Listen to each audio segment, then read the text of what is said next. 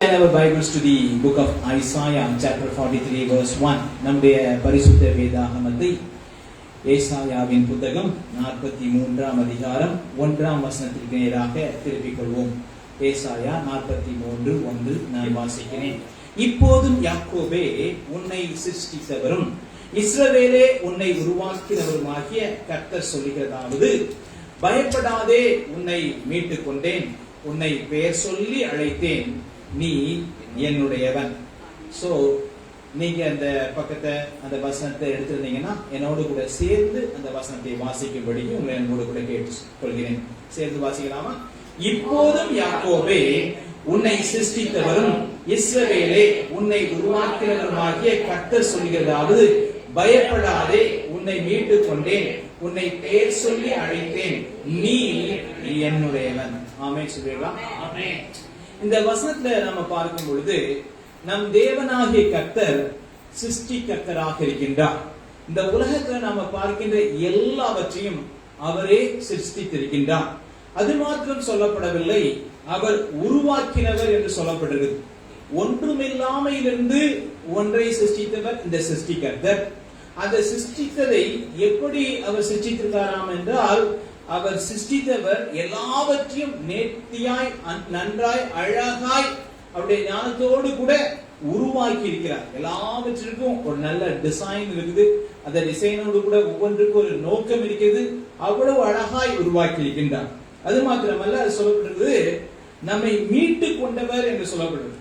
பாவங்கள்ல சாபங்கள்ல இருந்ததான நம்மை ஆண்டவர் இயேசு கல்வாரி சிலுவையிலே சிந்தின தம்முடைய விலையேற பெற்ற ரத்தத்தினாலே நம்மை மீட்டுக் கொண்டிருக்கின்றார். நாம் மீட்டுக் கொள்ளப்பட்டவர்களாக இருக்கின்றோம். ஆமென் சொல்றீங்களா? ஒரு இடத்துல ஒரு வசனம் போர்டு பார்த்தேன். அதுல ஒரு கண்ணாடி குடுவை, அதுக்குள்ள தண்ணீர் இருக்குது, அதுக்குள்ள ஒரு கோல்டன் ஃபிஷ், தங்க மீன், அதாவது ஃபிஷ் அப்படியே நீந்தி கொண்டிருக்கிறது. வெளியே ஒரு பூனை அந்த கண்ணாடி குழுவையே பார்த்துட்டு இருக்குது. எப்படா அந்த மீன் வெளியே வரும், நம்ம சாப்பிடலாம் அப்படின்னு சொல்லி. வெளிய வசனம் போடுறது, பயப்படாதே, நான் உன்னை மீட்டுக் கொண்டேன். ஆமென் சொல்றீங்களா? நாம கிறிஸ்துவுக்குள் இருக்கிற வரைக்கும் கர்த்தருடைய கிருபையினால சத்துருவிடத்திலிருந்து மீட்டுக் கொள்ளப்பட்டவர்களாக இருக்கின்றோம். ஆமென். நீங்க கிறிஸ்துவுக்குள்ள இருந்தீங்கன்னா எப்பொழுதுமே உங்களுக்கு பாதுகாவல் நிச்சயம். ஓகே, அடுத்ததாக ஆண்டவர் சொல்றாரு, பயப்படாதே, உன்னை நான் மீட்டுக் கொண்டேன்னு சொல்லிட்டு உன்னை பெயர் சொல்லி அழைத்தேன், நீ என்னுடையவன். ஆமென் சொல்றீங்களா? அஜின் லாமல்லாவை கர்த்தர் பெயர் சொல்லி அழைத்திருக்கின்றார். ஆண்டவர் சொல்றாரு, you belong to me, நீ என்னுடையவள், எனக்கு சொந்தமானவள், நான் உன்னை சிருஷ்டித்திருக்கின்றபடியினாலும் எனக்கு சொந்தமானவள், நான் உன்னை மீட்டெடுத்திருக்கின்றபடியினாலும் எனக்கு சொந்தமானவள், என்னுடைய சொத்து, என்னுடைய உரிமை சொத்து, நான் உரிமையோடு கூட உன்னை சுதந்திரமாக பெற்றிருக்கிறேன். இது அஜின் லாமலாவுக்கு மாத்திரமல்ல, இங்கே கூடி வந்திருக்கின்ற நம்ம எல்லாருக்கும் உரிய ஒரு வாக்கு திட்டமாக இருக்கிறது. நாம எல்லாருமே ஆண்டுடைய சொத்துக்களாய் சுதந்திரங்களாய் இருக்கின்றோம். நாம் அவருடையவர்களாய் இருக்கின்றோம், அவருடைய ஜனமாக இருக்கின்றோம், அவருடைய பொசஷனாக, அவருடைய ப்ராப்பர்ட்டியாக, அவருடைய உரிமை சொத்தாக இருக்கின்றோம். ஆமென் சொல்றீங்களா? இப்படி இருக்கு. அங்க பார்க்கின்றோம், நம்மை அவர் பெயர் சொல்லி அழைத்தாராம். நம்முடைய பெயர்கள் எல்லாம் ஆண்டவருக்கு தெரியும். ஆமென். வேதம் சொல்கிறது, சங்கீதம் 146:4 கர்த்தர் நட்சத்திரங்களின் இலக்கத்தை எண்ணி அவைகளுக்கெல்லாம் பெயரிட்டு அழைக்கிறார் என்று சொல்றார். வானத்துல எண்ணிலடங்காத நட்சத்திரங்கள் இருக்குது. இன்றைக்கு வரைக்கும் சயின்டிஸ்டால எத்தனை நட்சத்திரங்கள் தான் அங்க இருக்குது அப்படின்னு சொல்லி அவங்களால சொல்லவே முடியாது. எண்ணில் அடங்காத நட்சத்திரங்கள். ஆனா அந்த நட்சத்திரங்கள் எல்லாவற்றையும் கர்த்தர் அறிந்திருக்கிறார். அந்த நட்சத்திரங்களுடைய பெயர்களை கூட அறிந்திருக்கிறார். நம்ம வீட்டுல 2 பிள்ளைங்க 3 பிள்ளைங்க இருந்தாலே அதை கூப்பிடும் போது மாத்தி மாத்தி கூப்பிட்டு இருப்போம் அவசரத்துல, அப்படிதானே? ஆனா ஆண்டவருக்கு அந்த கோடிக்கணக்கான நட்சத்திரங்களுடைய பெயர்கள் தெரியும். ஆமென். அதே போல இங்கே தேவனுடைய சமூகத்திலே வந்திருக்கின்றதான நம்மையும் கர்த்தர் அறிந்திருக்கிறார். பக்கத்துல கை கொடு சொல்லுங்க, உங்களை ஆண்டவர் அறிந்திருக்கிறாரு. உங்க பேரு என்ன அப்படின்னு சொல்லி அவருக்கு தெரியும். ஆமென் சொல்றீங்களா? So God knows all our names. நம்முடைய பேர்கள் எல்லாம் அவருக்கு தெரியும். வேதத்துல பார்க்கிறோம், ஒரு குருடன், ஒரு பிச்சைக்காரன் இருந்தான். அவன் பேரு பர்திமேயு. சோ அவன் பேர் மாத்திரம் இல்லைங்க, அவனுடைய அப்பா பேர் என்ன? திமேயு. திமேயுவின் குமாரனாகிய பர்த்திமேயு.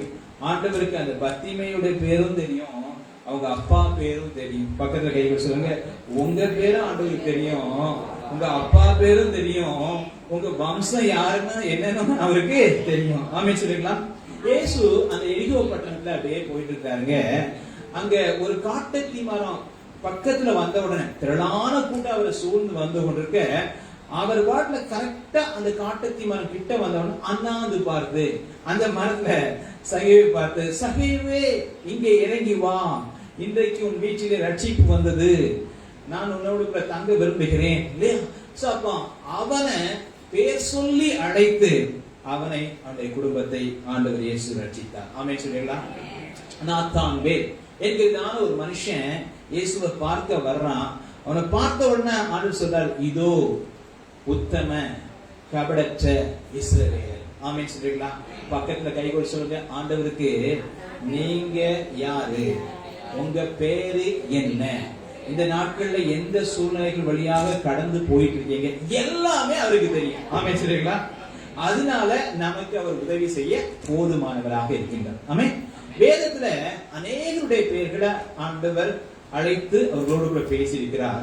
ஆனாலும் குறிப்பா சிலருடைய பெயர்களை ஆண்டவர் 2 தடவை கூப்பிட்டு அவர்களோடு கூட பேசியிருக்கிறார். ஓகே, ஆண்டவர் நம்ம பேரை சொல்லி ஒரு தடவை கூப்பிட்டாலே இல்லையா நமக்குலாம் ஆசையா இருக்கும் இல்லையா? ஆண்டவரே சொப்பனத்துல ஒரு தடவை என் பேரை சொல்லி கூப்பிட்டு என்னோட பேசுங்க ஆண்டவரே, என் பேரை கூப்பிட மாட்டேங்க. இத்தனை பேர் சாட்சியில கூட சொல்லுவாங்க, என் பேரை சொல்லி கூப்பிட்டு ஆண்டவர் என்னோட பேசினாரு. அத மாதிரி நமக்கு ஆசையா இருக்கும் இல்லையா? ஆண்டவர் என் பேரை சொல்லி ஒரு தடவை என் கூட பேச மாட்டாரா அப்படின்னு சொல்லி. சோ பைபிள்ல பாத்தீங்கன்னா அநேகரோடு கூட பேசியிருக்கிறார், பேரை சொல்லி அழைத்து. ஆனா குறிப்பா ஒரு 7 நபர்களுடைய பேர்களை 2 முறை கூப்பிட்டு அவர்களோடு கூட பேசியிருக்கிறார். ஒரு நகரத்துடைய பேரையும் ஆண்டவர் 2 தடவை கூப்பிட்டு பேசிக்கிறார். ஓகே, அப்ப 7 + 8. சோ அப்போ 7 நபர்கள் ஒரு நகரத்தின் பெயர், அப்படி 8 முறை பெயர்களை ஆண்டவர் 2 முறை சொல்லி அழைத்து பேசியிருக்கிறார் என்று சொல்லி பார்க்கிறோம். சரி, 2 முறை ஆண்டவர் ஒருத்தரை கூப்பிட்டு அவர்களோடு கூட பேசுகிறார் என்று சொன்னால் அதற்கு அர்த்தம் என்னன்னா, God wants their immediate attention. And number 2, God has a special or important message for them. அப்போ 2 தடவை கூப்பிட்டு பேசுறாருன்னா உடனடியாக உன்னுடைய கவனம் என் பக்கமாய் திருப்பப்பட வேண்டும். 2வது, உனக்கென்று நான் ஒரு முக்கியமான செய்தியை வைத்திருக்கிறேன் அப்படின்னு சொல்லி ஆண்டவர் அவர்களை கூப்பிட்டு. சரி, வேதத்துல ஒரு சிலரை நான் உங்களுக்கு காட்ட போறேன். நான் சொன்ன 7 நபர்களுடைய பெயர்கள் 2 முறை ஆண்டவரால் கூப்பிடப்பட்டது. ஒரு நகரத்தின் பேரையும் ஆண்டவர் 2 முறை கூப்பிட்டாருன்னு சொல்லி. லூக்கா நம்பர் 1. லூக்கா முதலாவது, லூக்கா 10ஆம் அதிகாரம் 41, 42 ஆகிய வசனங்கள். நம்ம எல்லாருக்கும் தெரிந்ததான வேத பகுதி தான் இது. நான் வாசிக்கிறேன். இயேசு மார்த்தாளுக்கு பிரதியுத்தரமாக, மார்த்தாளே மார்த்தாளே, நீ அநேக காரியங்களை குறித்து கவலைப்பட்டு கலங்குகிறாய், தேவையானது ஒன்றே, மரியாள் தன்னை விட்டு எடுபடாத நல்ல பங்கை தெரிந்து கொண்டார் என்றான். சோ இங்கே மார்த்தாள் என்கிறதான பெண்மணியை ஆண்டவர் பெயர் சொல்லி 2 தடவை பெயர் சொல்லி கொண்டார். மார்த்தாளே மார்த்தாளே அப்படின்னு சொல்லி. இப்ப நம்ம என்ன செய்ய போறோம் தெரியுமா? அந்த மார்த்தாள்ங்கிற இடத்துல உங்க பேரை போட்டு, நம்ம பேரை போட்டு, சோ அந்த வசனத்தை 2 வசனத்தையும் நம்ம வாசிக்க போறோம். சரியா? உங்க பேரை போட்டு, மார்த்தாளே மார்த்தாளே, நான் வாசித்தேன்னா மனோராஜே, அஜின் வாசித்தாங்கன்னா அஜினே அஜினே அப்படின்னு சொல்லி. ஓகே, உங்க பேரை அதுல போட்டு நீங்க வாசிக்க போறீங்க. வாசிக்கலாமா? மனோராஜே மனோராஜே, நீ அநேக காரியங்களை குறித்து கவலைப்பட்டு கலங்குகிறாய், தேவையானது ஒன்றே, மரியாள் தன்னை விட்டு எடுபடாத நல்ல பங்கை தெரிந்து கொண்டார். ஆமென் சொல்லுங்களா? ஹல்லேலூயா. சோ உங்களுக்கு ஏற்கனவே செய்தி கிடைச்சிருக்கும் சொல்லி நான் நம்புகிறேன். சோ ஆண்டவர் என்ன சொல்றாரு? நம்முடைய பேரை 2 முறை அழைத்து இல்லையா சொல்றாரு, நீ அநேக காரியங்களை குறித்து கவலைப்பட்டு கலங்குகிறாய், தேவையானது ஒன்றே, மரியாதை போல தன்னை விட்டு எடுபடாத நல்ல பங்கை தெரிந்து கொள், அவருடைய பாதத்தை பற்றி பிடித்துக்கொள். என்னை கேட்கிற அன்பு சகோதர சகோதரிகளே, இன்றைக்கு தேவ சமூகத்துல வந்திருக்கிறதான நீங்களும் கூட அநேக காரியங்களை குறித்து கவலைப்படக்கூடியவர்களாய் கலங்கக்கூடியவர்களாக இருக்கலாம். உங்களுடைய சரீர பலவீனத்தை குறித்து, உங்களுடைய பொருளாதார நெருக்கடியான சூழ்நிலைகள் குறித்து, உங்களுடைய பிள்ளைகளின் படிப்பை குறித்து, உங்களுடைய பிள்ளைகளுடைய எதிர்காலத்தை குறித்து, பிள்ளைகளுக்கு திருமண காரியங்களை குறித்து, பல காரியங்களை குறித்து நாம கவலைப்பட்டு கலங்கக்கூடியவர்களாக நாம இருக்கலாம். ஆண்டவர் சொல்றாரு, கவலைப்படாதே. ஆமென் சொல்றீங்களா? மார்த்தாலே மார்த்தாலே நீ கவலைப்படாதே. ஆமென். ஆண்டவர் ஒரு வார்த்தை சொல்வார் அப்படின்னா, I am the solution, நான் உனக்கு தீர்வாக இருப்பேன்னு அர்த்தம். ஆமென். நீ கவலைப்படாதே அப்படின்னு சொன்னா நான் உனக்கு தீர்வு அளிப்பேன். அழாதே அப்படின்னு அவர் சொல்றாருன்னா நான் உனக்கு தீர்வாக இருக்கிறேன். பயப்படாதே அப்படின்னு சொல்றாரு, நான் உனக்கு பலனா இருக்கிறேன், துணையா இருக்கிறேன், ஆதரவாக இருக்கிறேன், நீ கவலைப்பட வேண்டாம். ஆமென் சொல்றீங்களா? இல்லையா? இயேசு அந்த சீஷர்கள்லாம் வரும்போது என்னை பின்பற்றி வாருங்கள் சொல்லும் போது என்ன செஞ்சாங்க? அந்த மீனவர்கள் இல்லையா, அந்த சீஷர்கள் என்ன பண்ணாங்க? தங்களுடைய வலைகள்லாம் விட்டு வந்தாங்க. ஒரு தேவ மனிதர் சொன்னாரு, அவர்கள் இயேசுவை பின்தொடர்ந்து வரும் பொழுது அவருடைய வலைகளை மட்டுமல்ல, அவர்களுடைய கவலைகளையும் அவர்கள் விட்டு விட்டு இயேசுவை பின்பற்றி வந்தாங்க.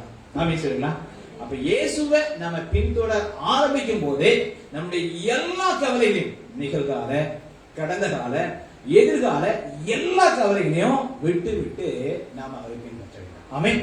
ஏன்னா பைபிள் சொல்லுது, 1 பேதுரு 5ஆம் அதிகாரம் 7ஆம் வசனம், இயேசு உங்களை விசாரிக்கிறவரானபடியால் உங்கள் கவலைகளை எல்லாம் அவர் மேல் வைத்து விடுங்கள். ஆமென். இயேசு நம்மை விசாரிக்கிற நல்ல தெய்வமாக இருக்கின்றார். என்னை கேட்கிற அன்பு சகோதர சகோதரிகளே, இன்றைக்கு காலை வேளை கர்த்தருடைய சமூகத்துல வந்திருக்கிறதான உங்களை நீங்க சொல்லலாம், பாஸ்டர் என்ன விசாரிக்க என் பிள்ளைங்க இல்லையே, என்னுடைய கணவர் என்னை சரியாக விசாரிப்பதில்லையே, என்னுடைய வீட்டார் என்னை நன்றாய் விசாரிப்பதில்லையே. விடுங்க, இயேசு உங்களை விசாரிக்கிற நல்ல தெய்வமாக இருக்கிறார்.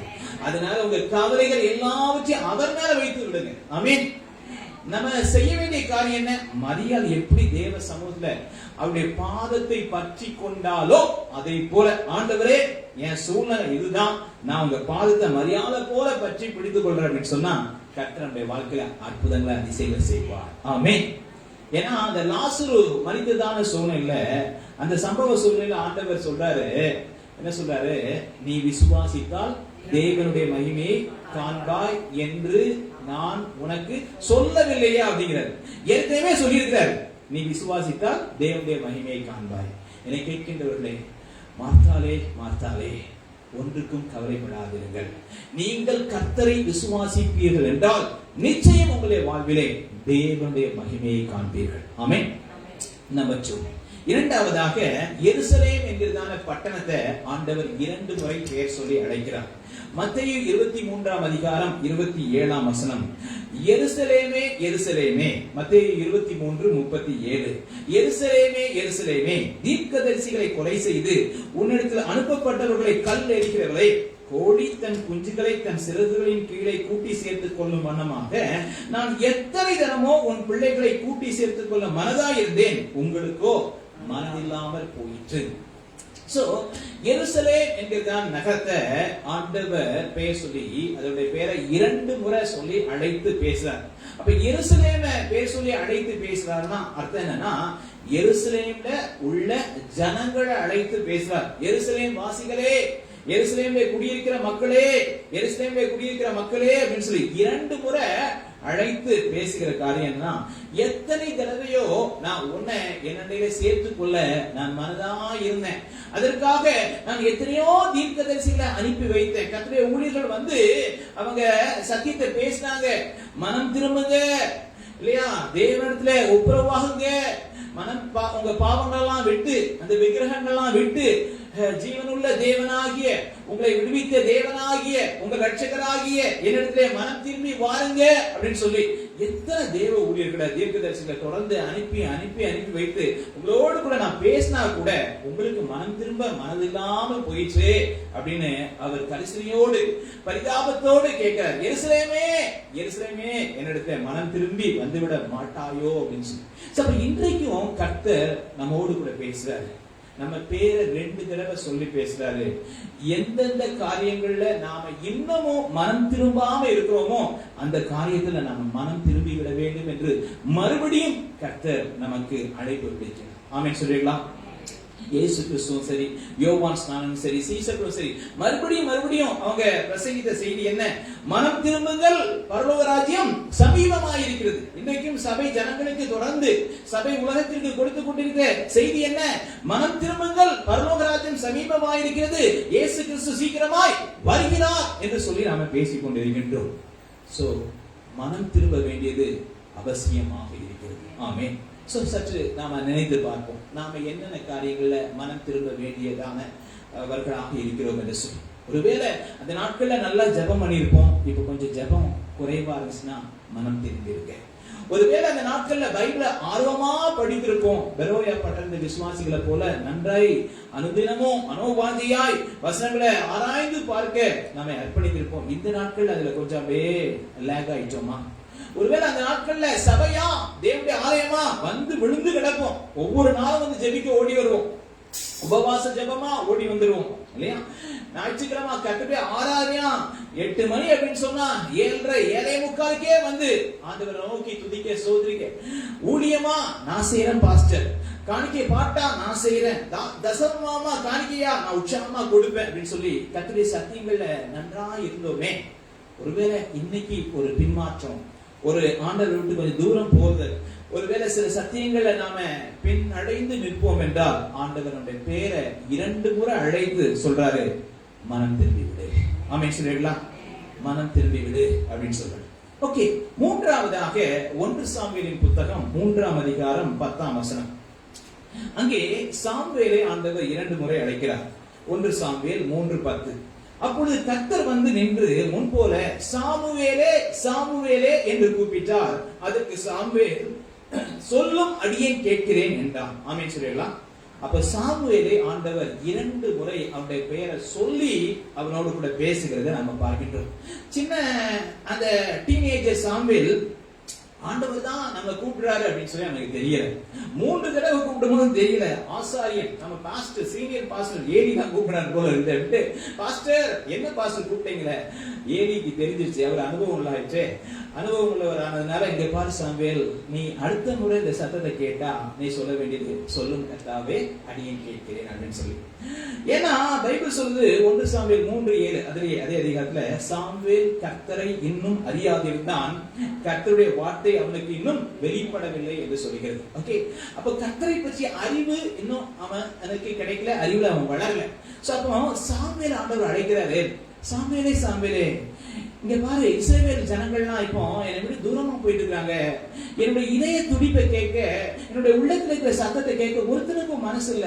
ஏலியும் தூரமா இருக்கிறான், ஏலியுடைய பிள்ளைகளும் இஸ்ரவேலுக்கு நடக்கிறாங்க, இஸ்ரவேல் ஜனங்களும் இஸ்ரவேலுக்கு நடக்கிறாங்க. ஆனா I want to share my burden with somebody. என்னுடைய பாரத்தை யாரோடு பகிர்ந்து கொள்ள விரும்புறேன். இந்த தேசத்தின் எதிர்காலத்தை பற்றி நான் பகிர்ந்து கொள்ள விரும்புறேன். ஓகே, ஒரு தீர்க்கதரிசியாக உன்னை தெரிந்து கொண்டு உன்னை பயன்படுத்த விரும்புறேன். சாமுவேலே சாமுவேல்னு சொல்லி அழைக்கிறார். சாமுவேலே நீ வா, எனக்கு அருகிலே வா, என்னுடைய இதயத்தை உனக்கு நான் பகிர்ந்து கொள்ள விரும்புறேன். இன்னைக்கு நம்ம பேரை ஆண்டவர் 2 முறை அழைத்து என்ன சொல்றாருன்னா, எனக்கு நெருக்கமா வா, தூரமா போயிட்டு இருக்காத, உன்னோடு கூட பேசுவதற்கு எனக்கு நிறைய காரியங்கள் இருக்குது, உனக்கு என்னை வெளிப்படுத்தி கொடுக்க விரும்புகிறேன், என்னை பற்றிய அறிவிலே நீ வளர வேண்டும் என்று சொல்லி நான் விரும்புறேன். நீ எனக்காக பெரிய காரியங்களை செய்யணும், அதற்கு முதல்ல என்னை பற்றிய அறிவு உனக்கு வேணும், என்னுடைய இதயத்துல இருக்கிற காரியங்கள் என்ன என்பதை பற்றி வெளிப்பாடு உனக்கு வேணும் என்பதை நான் விரும்புறேன். நம்ம பேரை இன்னைக்கு 2 தடவை கூப்பிட்டு, சாமுவேலே சாமுவேலே கிட்ட வா, என்னை பற்றி அறிந்து கொள், என்னை குறித்த அறிவிலே வளரு. வேதம் சொல்லுகிறது 2 பேதுரு 3ஆம் அதிகாரம் கடைசி வசனத்திலே, கர்த்தராகிய இயேசு கிறிஸ்துவை குறித்த அறிவிலே வளருங்கள் என்று சொல்லப்படுகிறது. சோ அவரை அறியக்கூடிய அறிவில் வளர வேண்டும், அவரை நெருங்கி நாம் உறவாட வேண்டும், அவரிடத்தை கிட்டி சேர வேண்டும். சோ தேவனிடத்திலே கிட்டி சேருங்கள் என்று வேதம் சொல்லுகிறது. இன்னைக்கு தூரமா இருக்கிற நம்மை பார்த்து ஆண்டவர் 2 முறை பேர் சொல்லி அழைக்கிறாரு. தூரமா போகாத, கிட்ட வா, நான் உன்னோடு கூட பேச விரும்புறேன், உனக்கு நெருக்கமா இருக்க விரும்புறேன் இல்லையா? கர்த்தரை அண்டிக் கொள்ளுகிற மனுஷன் பாக்கியவான் என்று சொல்லி வேதத்தை வாசிக்கின்றோம். தூரமா இருக்கிறீங்களா? ஆண்டவர் 2 தடவை உங்களை பேர் சொல்லி என் கிட்ட வந்துடு, என்னோடு கூட நெருங்கி உறவாடு, அதைத்தான் நான் விரும்புறேன் அப்படின்னு சொல்லி நம்ம 2 முறை அழைக்கின்றார். 4வது மோசே. யாத்திராகமம் 3ஆம் அதிகாரம் 4ஆம் வசனம். யாத்திராகமம் 3ஆம் அதிகாரம் 4ஆம் வசனம். மோசே பார்க்கும்படி கிட்ட வருகிறதை கர்த்தர் கண்டார். முட்செடியின் நடுவிலிருந்து தேவன் அவனை நோக்கி மோசே மோசே என்று கூப்பிட்டார். அவன் இதோ அடியேன் என்றார். ஆமென் சொல்றீங்களா? மோசேயை ஆண்டவர் 2 முறை பேர் சொல்லி அழைக்கிறார். மோசே மோசே என்று சொல்லி பேர் சொல்லி அழைக்கிறார். எதற்காக மோசேயை அப்படி அழைக்கிறார்னா, 3ஆம் அதிகாரத்துல, அதே அதிகாரத்துல 10ஆம் வசனத்தை பாத்தீங்கன்னா, நீ இஸ்ரவேல் புத்திரராகிய என் ஜனத்தை எகிப்திலிருந்து அழைத்து வரும்படி உன்னை பார்வோன் இடத்திற்கு அனுப்புவேன், வா என்றார். Moses Moses, I have a plan, a purpose for your life. உன் வாழ்க்கைக்குன்னு நான் ஒரு திட்டம் வச்சிருக்கிறேன், ஒரு நோக்கம் வச்சிருக்கிறேன், வா, என்னுடைய திட்டத்தை உனக்கு வெளிப்படுத்த விரும்புகிறேன், நீ அந்த நோக்கத்தை நிறைவேற்ற வேண்டும் என்று சொல்லி கர்த்தர் அழைக்கிறார். என்னை கேட்கின்ற அன்பு சகோதர சகோதரிகளே, இன்றைக்கு ரட்சிக்கப்பட்டு தேவனுடைய பிள்ளைகளாக தேவனுடைய சபையிலே அங்கம் வகித்திருக்கின்ற நம்ம ஒவ்வொருவருக்கும் என்று கர்த்தர் ஒரு பெரிய நோக்கத்தை திட்டத்தை வைத்திருக்கிறார். ஆமென் சொல்றீங்களா? ஏதோ பரலோகம் செல்வதற்காக மட்டும் நாம ரட்சிக்கப்படல. அப்படின்னா நம்ம ரட்சிக்கப்பட்ட உடனே நம்ம செத்து பரலோகத்துக்கு போயிருக்கலாம். ரட்சிக்கப்பட்ட பிறகு நமக்கு நீடிய ஒரு நல்ல வாழ்க்கை ஆண்டவர் கொடுத்திருக்கிறார். இந்த பூமியில அவருக்கு சாட்சிகளாய் வாழ வேண்டும், அவருடைய புண்ணியங்களை மற்றவர்களுக்கு அறிவிக்க வேண்டும். இந்த பூமியில கர்த்தருடைய நாமத்தை மகிமைப்படுத்தி நல்லதொரு வாழ்க்கை வாழ வேண்டும் என்பதற்காகவே கர்த்தர் நம்மை ரட்சித்து அழைத்து இந்த பூமியில வைத்திருக்கிறார். சபையிலே தூண்களாய் விளங்க வேண்டும். சபையிலே நம்முடைய தாளந்துகள் திறமைகளை பயன்படுத்தி கர்த்தருக்கென்று ஊழியம் செய்ய வேண்டும். உலகத்திலே கர்த்தருக்கென்று உப்பாக வெளிச்சமாக விளங்க வேண்டும். உலகத்தில் இருக்கிற ஜனங்களுக்கு இல்லையா கர்த்தரின் அன்பை அறிவித்து ரட்சிப்பை அறிவித்து அவர்களை ஆதாயப்படுத்தி கர்த்தருடைய பிள்ளைகளாய் மாற்றி சபையை அவர்களை கொண்டு வர, இப்படி பல நோக்கம். இன்னைக்கு கர்த்தர் ரட்சித்திருக்கிற ஒவ்வொருத்தரை குறித்து ஆண்டவர் ஒரு நோக்கத்தை திட்டத்தை வைத்திருக்காரு. தமஸ்கு சாலையில அன்னைக்கு சவுல ரட்சித்தாரு. அவன் கேட்ட 2 கேள்வி இன்னைக்கு ஒவ்வொரு தேவனுடைய பிள்ளைகளும் கேட்க வேண்டியதான முக்கியமான கேள்வி. அவன் ரட்சிக்கப்பட்டதுக்கு முன்னால அவன் கேட்ட கேள்வி என்னன்னா, ஆண்டவரே நீர் யார் அப்படின்னு சொல்லி கேட்டான். உடனே ஆண்டவர் சொல்றாரு, நான் இயேசு, நீ துன்பப்படுத்துகிற இயேசு நான் தான். அவர் தான் மேசியான்னு சொல்லி தெரிந்து கொண்டான். ஓகே, அவர் தான் ரட்சகன் சொல்லி தெரிந்து கொண்டான், ரட்சிக்கப்பட்டான். 2வது அவன் கேட்டதான முக்கியமான கேள்வி, ஆண்டவரே நான் என்ன செய்ய வேண்டும் என்று நீர் சித்தமாயிருக்கிறீர், என்ன ரட்சித்திருக்கிற, என்னை ரட்சகராக என்னுடைய கண்களை திறந்து நீங்க தான் ரட்சகர்னு சொல்லி அறிந்து கொள்ளவும் நான் ரட்சிக்கப்படவும் உதவி செய்தீங்களே, இனி நான் உமக்காக என்ன செய்யணும்? இதுவரைக்கும் நான் வாழ்ந்ததான வாழ்க்கை கிறிஸ்துவுக்கு முன்னாலே ஏதோ ஒரு வாழ்க்கை வாழ்ந்து வேற விதமான ஒரு மத தீவிரவாதியா காணப்பட்டேன், யூத மதத்துக்கு மார்க்கத்துக்கு. ஆனா இனி நான் என்ன செய்ய வேண்டும் இல்லையா? சோ எனக்கு கேட்கின்ற அன்பு சகோதர சகோதரிகளே, இங்கே கூடி வந்திருக்கிறதான நீங்க யாரா இருந்தாலும் சரி, ஒரு சிறு பிள்ளையா இருந்தாலும் சரி, சிறு பையனா இருந்தாலும் சரி, இல்ல வாலிபர், இல்ல வயதானவர்களாக இருந்தா கூட சொல்லலாம், எனக்கெல்லாம் வயசாயிடுச்சு பாத்து நான் என்னத்தை போட்டு ஊழியம் நோக்கம் திட்டம்லாம் சொல்றீங்க, என்ன குறிச்செல்லாம் நோக்கம் திட்டம் வச்சிருக்காரு. எனக்கு பல்லுகள்லாம் போச்சு, முடியெல்லாம் நிறைஞ்சு போச்சு, தள்ளாட ஆரம்பிச்சிட்டேன், பலன்லாம் குன்றி போச்சு, என்ன வச்சு என்ன அப்படின்னு சொல்லி நீங்க கேட்கலாம்.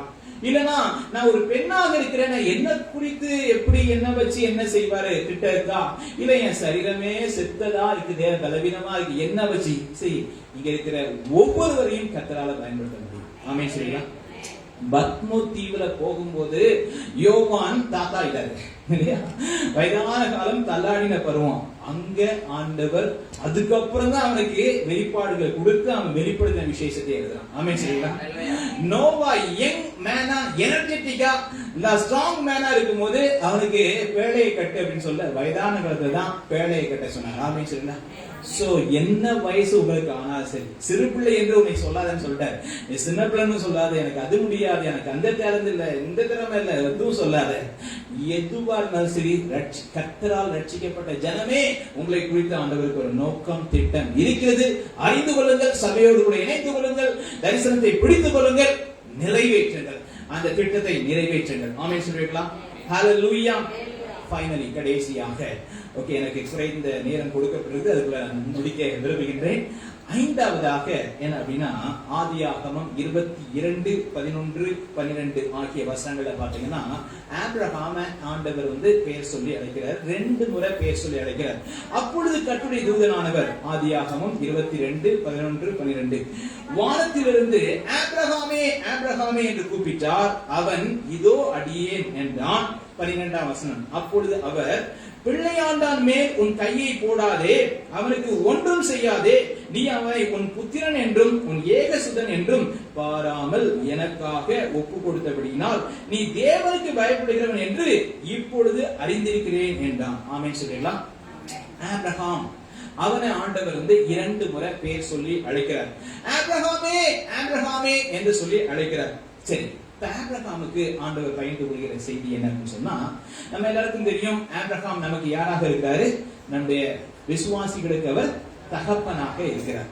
சரி, இவரை ஆண்டவர் அழைக்கிறாரு. இவருடைய ஆரம்பமும் விசுவாசத்தில் தான் இல்லையா? சோ ஆண்டவர் கூப்பிட்ட உடனே தன்னுடைய இனத்தை விட்டு தேசத்தை விட்டு இல்லையா அப்படியே கண்மூடித்தனமா ஆண்டவர் கூப்பிட்டாருப்பா, அவர் மேல நான் நம்பிக்கையா இருக்கேன், அவர் என்ன குறிச்சு ஒரு நோக்கம் வச்சிருக்காரு, சோ அவரை பின்பற்றுவேன், என்ன வந்தாலும் என்ன நேர்ந்தாலும் அவரையே பின் செல்வேன், அவரே பின் வாங்க மாட்டேன், அவரை ஆண்டவரையே பின்தொடர்வேன் சொல்லிட்டு ஆண்டவரை பின் தொடர்ந்து போறான். அவனுடைய விசுவாச வாழ்க்கையில இல்லையா, நம்ம வாழ்க்கையே ஒரு விசுவாச ஓட்டப்பாதை தானே. சோ அந்த விசுவாச வாழ்க்கையில நிறைய கரடு முரடுகள், நிறைய மேடு பள்ளங்கள், நிறைய கண்ணீர்கள், நிறைய ஏமாற்றங்கள், நஷ்டங்கள், தோல்விகள் எல்லாம் வந்துச்சு.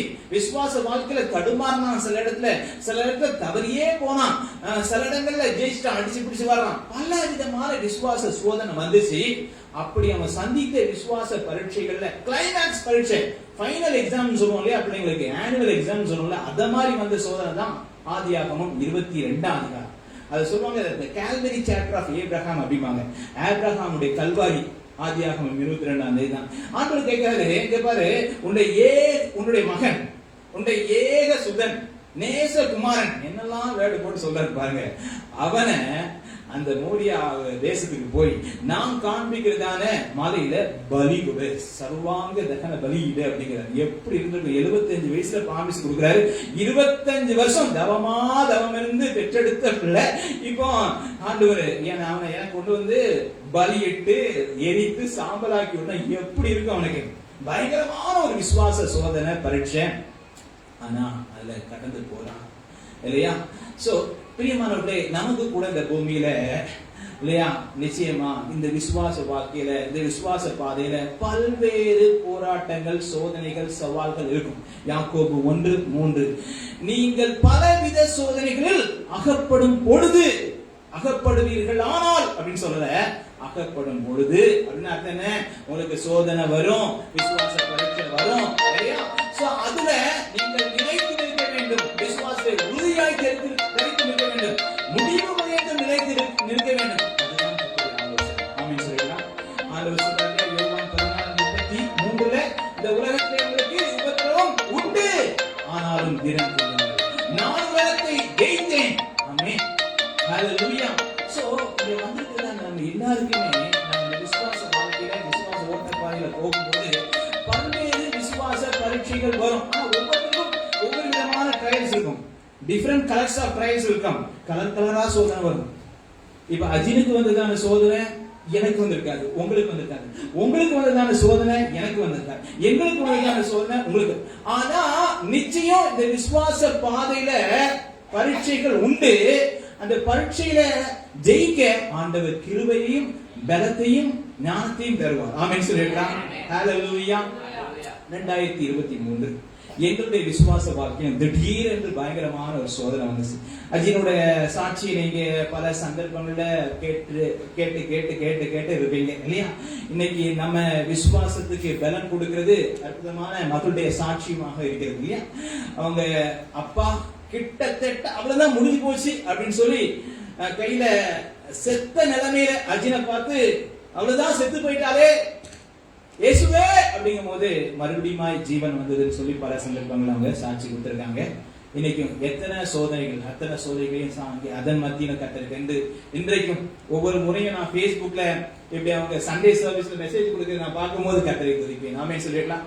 இன்னைக்கு எங்க சபையில அஜினுடைய சாட்சியை சொல்லி அஜினுக்காக நாங்க ஜெபம் பண்ணிட்டு வந்திருக்கோம். நாமே சொல்லிடலாம். சோ இப்படி இந்த ஜீவனுள்ள சாட்சிகள்லாம் நம்முடைய விசுவாச வாழ்க்கையை பலப்படுத்தக்கூடியதாய் கட்டி எழுப்பக்கூடியதாக இருக்குது. ஆமென் சொல்லிக்கலாம். அப்படிதான் 2023ஆம் வருடத்துல எங்க குடும்ப வாழ்க்கை, ஊழிய வாழ்க்கை, பிள்ளைகள் எல்லாம் சந்தோஷமா சமாதானமா அப்படியே போயிட்டு இருந்துச்சு. விசுவாச கப்பல் திடீர்னு பார்த்தா பயங்கரமான ஒரு சுனாமி, ஒரு புயல் காற்று வந்து மோதுது. என்ன அப்படின்னா சிஸ்டருக்கு திடீர்னு நெஞ்சில ஒரு சின்ன கட்டி. சரி ஹாஸ்பிட்டல் போறோம், டாக்டர்கிட்ட பாக்குறோம், ஸ்கேன் பண்ணணுங்கிறாங்க, டயக்ராஸ் பண்ணணுங்கிறாங்க. பண்ணி பார்த்தா எது அவங்களுக்கு இருக்கக்கூடாதுன்னு நினைச்சோமோ அதுதான் ரிப்போர்ட்ல வருது. பிரஸ்ட் கேன்சர் செகண்ட் ஸ்டேஜ் அப்படிங்கிறாங்க. சர்ஜரி பண்ணணும், கீமோதெரபி பண்ணணும், ரேடியேஷன் பண்ணணும். இது இட்ஸ் a deadly disease அப்படின்னா எல்லாம் சொல்றாங்க. அங்க ஓடுறோம், இங்க ஓடுறோம். சோ ஆரம்பத்துல அந்த ரிப்போர்ட் வந்து உடனே அப்படியே நிலை குறைந்து போயிருந்தோம். பயமில்லையே பயமில்லையே ஈஸியா பாடிட்டோம் இல்லையா? ஆனா அந்த நேரம் ஒவ்வொருத்தருடைய வாழ்க்கையும் இல்லையா, அந்த நேரத்துல தான் அந்த பெரிய விசுவாச கட்சி அங்க எங்க நம்ம எப்படி நிக்கிறோம். எங்க பிள்ளைகளுக்கெல்லாம் ஒரு கேள்வி, அப்போ கல்யாணம் ஆகல, மூத்தவர்களுக்கு கல்யாணம் ஆகணும் அப்படின்னு சொல்லி பிள்ளைகளுக்கு அந்த கல்யாணத்துக்கான காரியங்கள், ஜெபம், ஏற்பாடுகள் எல்லாம் இருக்க அந்த சூழ்நிலையில இப்படிப்பட்டதான ஒரு பிள்ளைகளுக்கெல்லாம் கேள்வி, ஏன்பா நம்ம நல்லா கர்த்தருக்குள்ள இருக்கிறோமே, நல்லா ஊழியம் செய்யறோமே, அம்மா சர்ச்ல வொர்ஷிப் மீட் பண்றாங்களே, நம்ம குடும்பத்துல எதுக்கு, நமக்கு எதுக்கு, நம்ம அம்மாக்கு எதுக்கு கேள்விகள். ஓகே, சோ கண்ணீர் வேதனை அவங்கள சொல்லி புரிய வச்சு சமாளிச்சு கொண்டு வரணும். ஆனா கர்த்தருக்குள்ள அவங்க கர்த்தருடைய கிருபையினாலே பலப்பட்டார்கள், திடப்பட்டார்கள். நமக்கு நம்பிக்கை இருக்குது, கர்த்தர் நம்மை கைவிட மாட்டார். ஆமென் சொல்றீங்களா? என்ன நடந்தாலும் கர்த்தர் நமக்கு நன்மைக்கு ஏதுவாகவே நடத்தி தருவான்னு சொல்லி. So by the grace of God story testimony வந்து ஒரு லாங் டெஸ்டிமனியா இருந்தாலும் ஷார்ட்டா சொல்லி முடிச்சிருந்தேன். என்ன அப்படின்னா ஹாஸ்பிட்டல்ஸ் போனோம், டாக்டர் சொன்னாங்க கிட்டத்தட்ட இவங்களுக்கு இந்த ட்ரீட்மெண்ட் ப்ராசஸ் முடியறதுக்கே 1.5 years ஆகும்.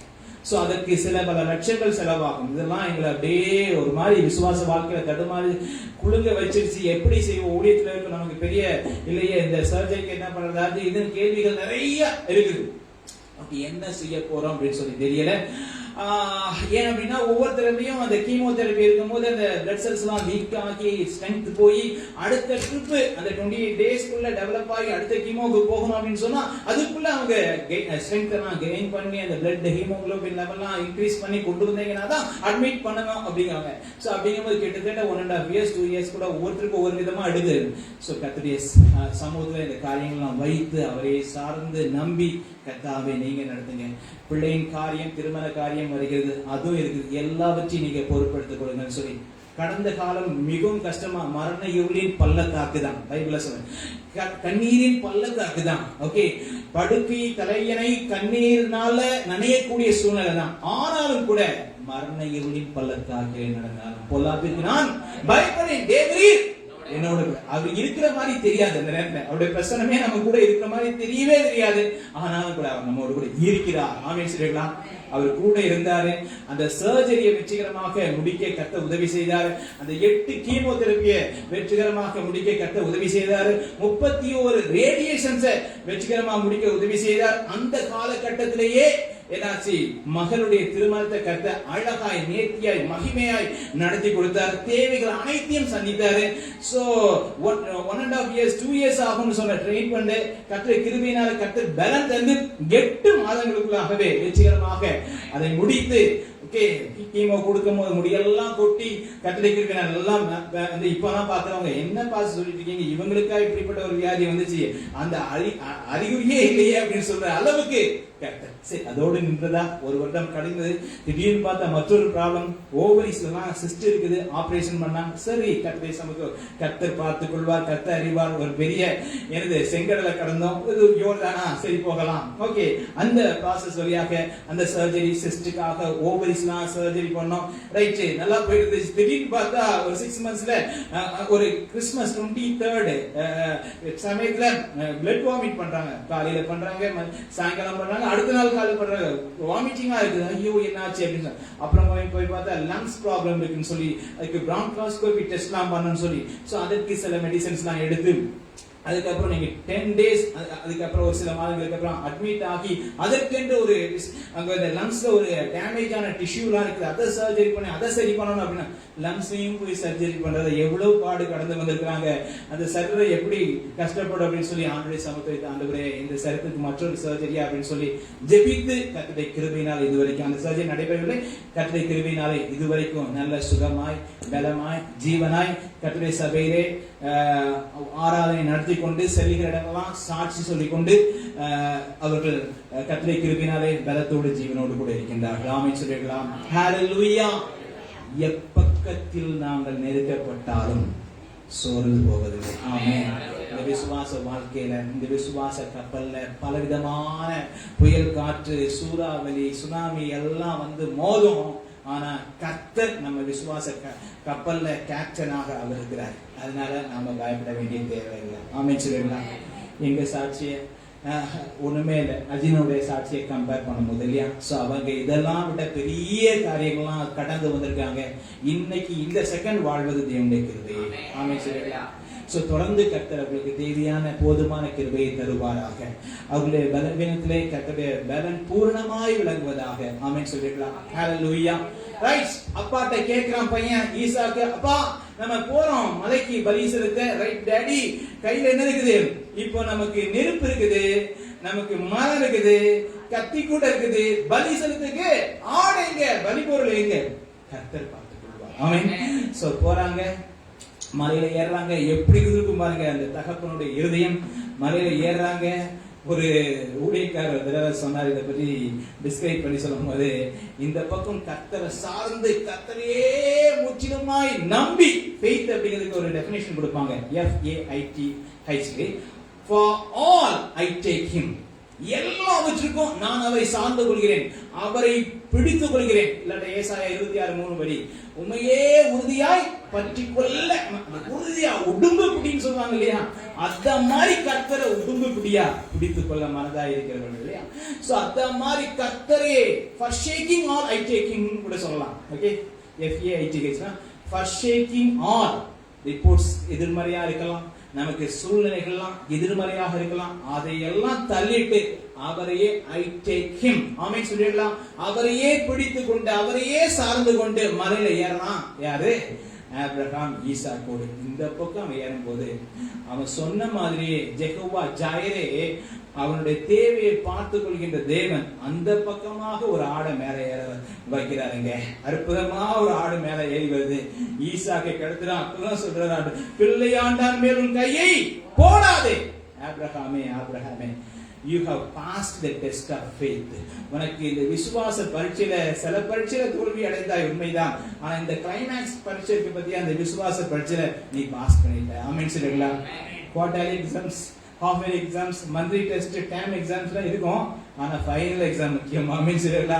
சிலர்லாம் தோத்து போனா, ஓகே பஞ்ச காலத்துல இங்க இருப்பானா, 8th போனா, ஆகார எல்லாம் சேர்த்தாலாம், விசுவாசத்துல போராட்டம் தடுமாற பரீட்சைகள் எல்லாம் சில மிட் டைம்ல எல்லாம் கோட்டை விட்டான். ஆனா ஃபைனல் எக்ஸாம் முக்கியம், அதை பாஸ் பண்ணிட்டான். ஆமென் சொல்லிடலாம். ஹல்லேலூயா. அதனாலதான் இன்னைக்கு விசுவாசிகளின் தகப்பனாக இருக்கிறான். ஆமென். சோ என் தேவைகளை அவர் சந்திப்பார். ஏகோவா ஈரே. சோ அவருக்கு அந்த சோதனையில அவனை தப்புவிக்க கர்த்தர் வல்லவராக இருந்தார். இந்த சோதனையிலிருந்து மீண்டும் வர கர்த்தர் உதவி செய்யக்கூடியவராக இருந்தார். எனக்கு கேட்கிற அன்பு சகோதர சகோதரி, இன்றைக்கு ஆண்டவர் நம்மை பார்த்து சொல்ற காரியம், நம்ம பேரை 2 தடவை கூப்பிட்டு சொல்றாரு, you will also have a lot of faith tests. உங்களுக்கும் உங்க வாழ்க்கையில் நிறைய விசுவாச பரீட்சைகள் வரும். அந்த பரீட்சைகள்ல என்னை சார்ந்து கொள்வீங்கன்னா நிச்சயம் நீங்க ஜெயிப்பீங்க. ஆமென் சொல்லிடலாம்.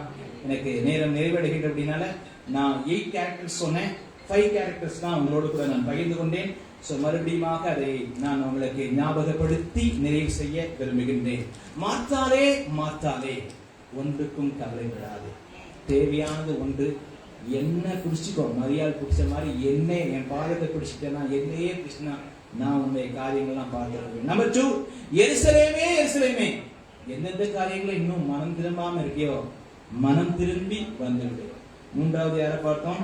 சாமுவேலே, என்னுடைய இதயத்தை உன்னோடு கூட பகிர்ந்து கொள்ள விரும்புறேன். ஓகே, என்னிடத்துல நெருக்கமா வா, என்னை பற்றி அறியக்கூடிய அறிவுல வளரு. நம்பர் 4 யாரை பார்த்தோம்? மோசே, சின்ன பிள்ளைன்னு சொல்லாத, என்னது திக்குவாயி, எனக்கு பேச முடியாது, நான் ஒரு பெண், நான் ஒரு வயசான, இதெல்லாம் சொல்லாத. I have a great plan and purpose for you. உனக்குன்னு ஒரு பெரிய நோக்கம் வச்சிருக்கிறேன், அதை நிறைவேற்ற விரும்புறேன், வான்னு அழைக்கிறாரு. 5வது ஆபிரகாமே, வாழ்க்கையில விசுவாச பரீட்சைகள் உண்டு. ஆனா நான் யெகோவா ஈரே, எல்லாவற்றையும் பார்த்துக் கொள்வேன், உனக்கு உதவி செய்வேன். நீ ஜெயிப்பாய் என்று சொல்லி ஆமென் சொல்லுவோம். கரங்களை தட்டி கர்த்தருடைய நாமத்தை மகிமைப்படுத்துவோமா? ஹalleluya. கர்த்தர் நல்லவர். அப்படியே அதுக்கு நேராக நம்முடைய கரங்களை நீட்டி ஜெபம் பண்ணலாம்.